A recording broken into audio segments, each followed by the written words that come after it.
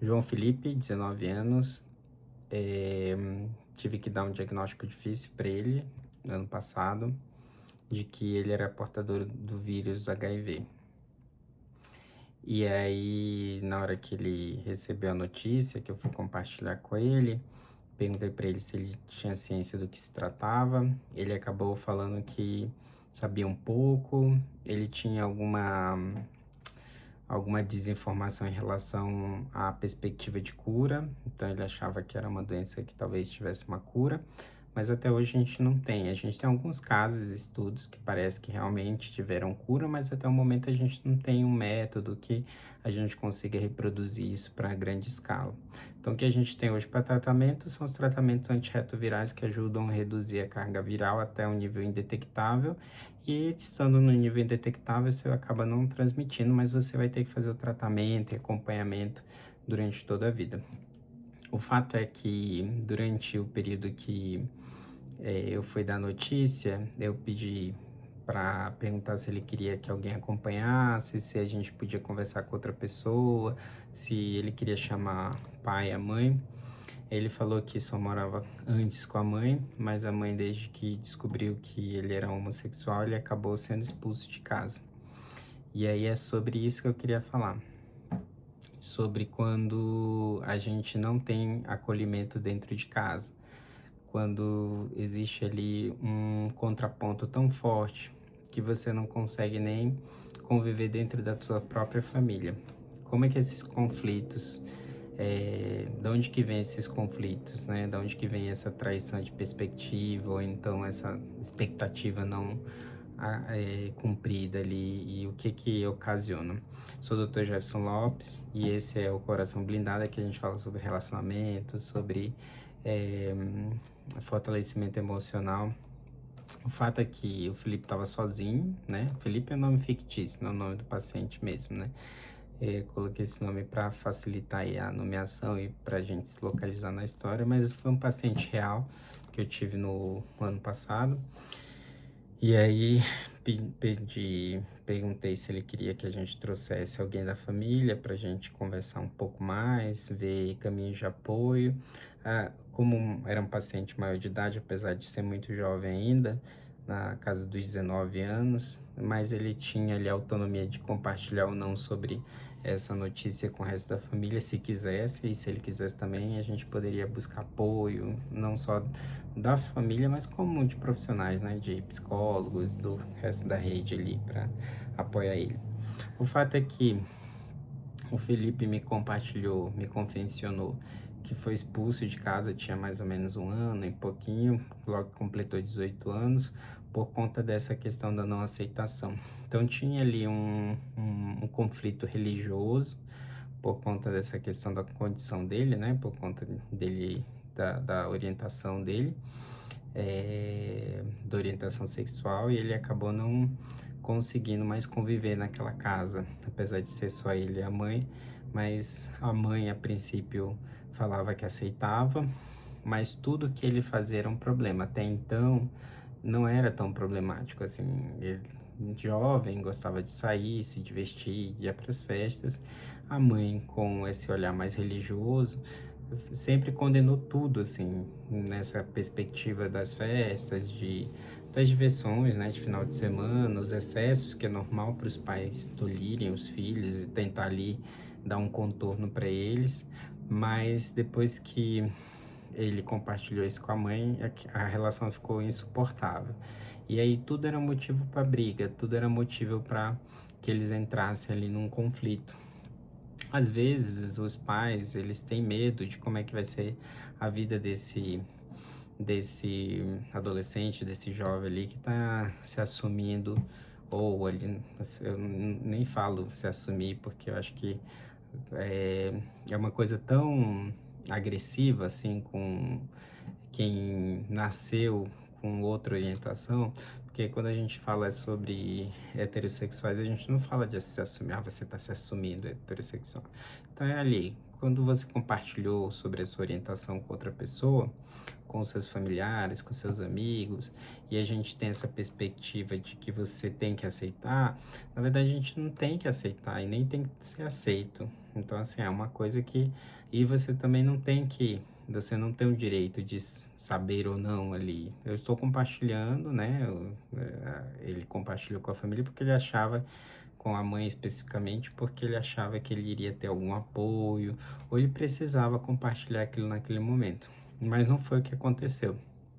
E aí eu senti um peso tão grande, assim, a vontade era de acolher mesmo, assim, porque é muito ruim você tá vivendo uma situação difícil, sendo ainda muito jovem, e as pessoas que tinham a possibilidade de acolher você não acolhem.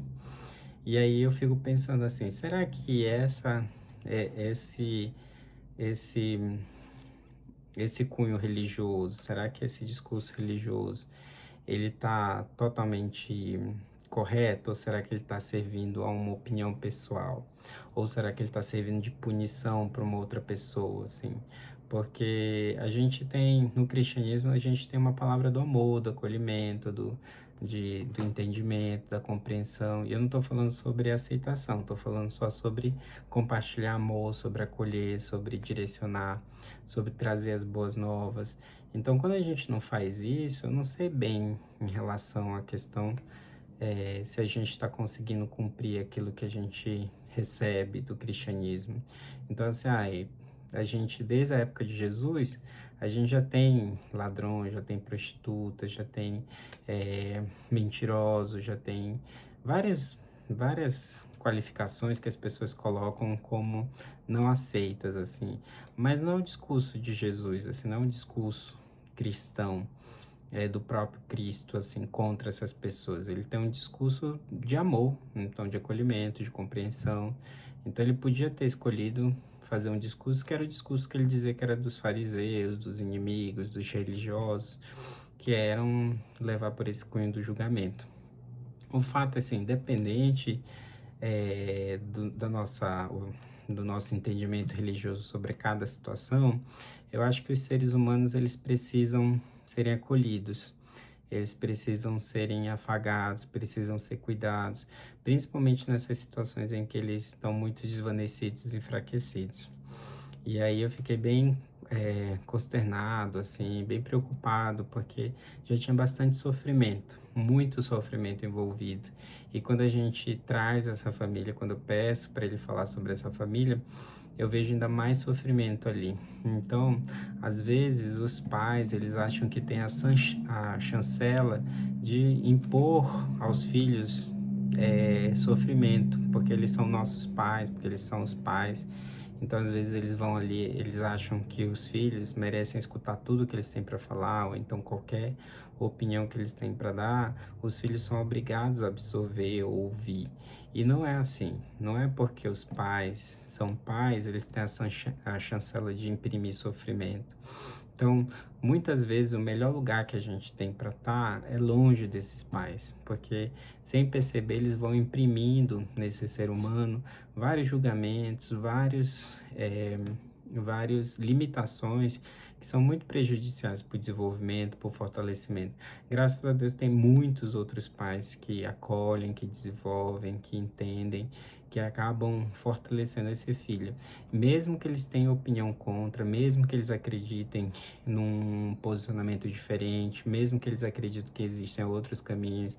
Então eu tenho pacientes, tenho amigos que os pais são muito religiosos, assim, mas que apoiam os filhos, porque eles entendem que as escolhas pessoais, elas são diferentes das escolhas que os filhos têm feito. Então eles sabem que, eu sou da igreja e por alguma razão não gosto de funk, por alguma razão não bebo, por alguma razão pelo meu respeito àquilo que eu acredito, eu não faço isso. Mas quem faz, eu não me envolvo em julgamento, não tenho uma opinião sobre isso. Então eu não faço porque eu não me agrado. Então é eu e Deus. Agora, existe um grupo de pessoas que eles acham que eles são responsáveis pelas decisões que as outras pessoas estão tomando. pelos caminhos que as outras pessoas estão tomando. Então é alguma coisa que talvez a gente tenha que refletir, tanto de quem está recebendo esse julgamento, de quem está imprimindo esse julgamento. Porque talvez às vezes a gente está imprimindo um julgamento que nem o próprio Cristo fez, que nem as próprias pessoas, Buda, os próprios mentores, os religiosos, os responsáveis ali pela instrução, pelo início das maiores religiões do mundo, tiveram de impressão. Então, geralmente, as falas, a maior parte das religiões, são em cima do nosso desenvolvimento pessoal com a espiritualidade, com os seres superiores. Nunca envolve o que eu vou orientar o outro a fazer. Nunca é sobre o que o outro vai estar fazendo, que é a minha preocupação. Nunca é sobre a jornada do outro. É sempre a nossa jornada com a espiritualidade, com aquilo que há de maior. E nisso, misturando essas perspectivas que são pessoais com aquilo que a gente tem de relacionamento humano, a gente vai ferindo quem está mais perto da gente, quem deveria receber amor, cuidado, quem deveria ser fortalecido. Então, eu fico sempre pensando sobre essas pessoas que não têm onde ser acolhida, porque o próprio lar é um local de muita, muito ferimento, assim, muito imposição de sofrimento para essas pessoas. Então eu fico sempre torcendo para que o universo cuide delas, para que elas vibrem uma energia positiva, para que elas sejam, porque elas atraiam pessoas de bom coração para perto dela, que elas sejam apoiadas, que elas consigam superar esses momentos de dificuldade, porque tem muito sofrimento, assim, no geral, pessoas que fogem muito ali do padrão da sociedade, das expectativas que as famílias imprimem, sofrem bastante em relação a como é que elas vão trilhar seus caminhos na sociedade. Então, um desabafo aqui, um pouco de compartilhamento com vocês, assim, sobre talvez você seja muito acolhido, você tenha uma família maravilhosa, você tenha quem compreende você, e não só nessa perspectiva da sexualidade, mas em qualquer perspectiva financeira, de luta acadêmica. Se você tem essa família que apoia você, que fortalece você, você agradece, levanta as mãos para o céu, porque tem muita gente que vive ali angustiada porque não tem com quem contar, ou apenas com as pessoas que vão aparecendo mesmo na vida ali no dia a dia. Se você gosta desse tipo de conteúdo, você se inscreve aqui no canal. Sempre peço humildemente que você compartilhe, curte, dá um joinha e se inscreve aqui, porque me ajuda bastante a mostrar pro YouTube que esse vídeo tem valor. Tchau, tchau. Boa semana.